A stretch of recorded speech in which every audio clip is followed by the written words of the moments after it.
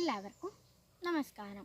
Corona പടർന്നു പിടിക്കുന്ന ഈ കാലത്ത് നമ്മൾ പല ആചാരങ്ങളും അനുഷ്ഠാനങ്ങളും ആഘോഷങ്ങളും മറന്നിരിക്കുകയാണ്. എന്നാൽ നമ്മൾ ഒരിക്കലും മറക്കാൻ പാടില്ലാത്ത ഒരാളാണ് ഗാന്ധിജി. അദ്ദേഹത്തിൻ്റെ ജന്മദിനമായ ഈ സുദിനത്തിൽ അദ്ദേഹത്തെക്കുറിച്ച് പറയാൻ ഞാൻ ആഗ്രഹിക്കുന്നു. നമ്മുടെ രാജ്യത്തെ സ്വതന്ത്ര ജനാധിപത്യ രാഷ്ട്രത്തിൻ്റെ ഉത്തമ മാതൃകയായിട്ടാണ് ലോകം അംഗീകരിച്ചിട്ടുള്ളത്.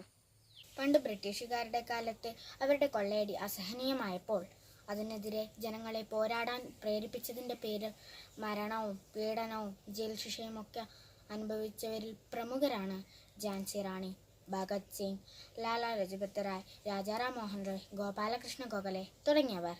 സ്വാതന്ത്ര്യ സമരത്തെ ശക്തവും വലുതുമായി ബഹുജന പ്രസ്ഥാനമാക്കി വളർത്തിയതും ലക്ഷ്യം നേടുന്നതുവരെ അതിൻ്റെ അമരക്കാരനായി പ്രവർത്തിച്ചതും ഗാന്ധിജി എന്ന് നമ്മൾ സ്നേഹത്തോടും ആദരവോടും കൂടി വിളിക്കുന്ന മോഹൻദാസ് കരംചന്ദ് ഗാന്ധിയാണ്.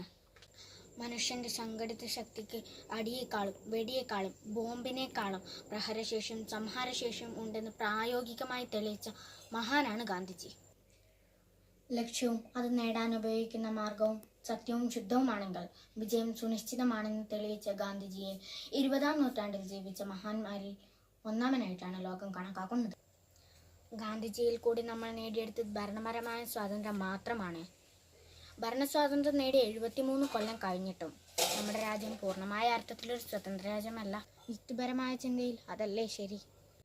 അക്രമം, തൊഴിലില്ലായ്മ, അച്ചടക്കമില്ലായ്മ, രോഗങ്ങൾ തുടങ്ങി അസംഖ്യ പ്രശ്നങ്ങൾക്ക് പരിഹാരം കാണാനാവാതെ വിഷമിക്കുകയാണ് നമ്മുടെ രാജ്യം. എന്നാൽ ഇത്തരം പ്രശ്നങ്ങളിൽ നിന്നെല്ലാം സ്വതന്ത്രമായൊരു ഇന്ത്യയാണ് ഗാന്ധിജി സ്വപ്നം കണ്ടത്. അങ്ങനെ ഒരു ഇന്ത്യക്ക് വേണ്ടി നമുക്കും പ്രയത്നിക്കാം. എന്നാൽ ഇപ്പോൾ നിങ്ങളേവരും നിങ്ങളുടെ വീട്ടിൽ സുരക്ഷിതത്തോടെ ഇരുന്ന് വേണം നിങ്ങളുടെ രാജ്യസ്നേഹം കാണിക്കാൻ. നന്ദി, നമസ്കാരം, ജയ് ഹിന്ദ്. നിങ്ങൾക്കെല്ലാവർക്കും എൻ്റെ ഗാന്ധി ജയന്തി ആശംസകൾ. Stay home, stay safe.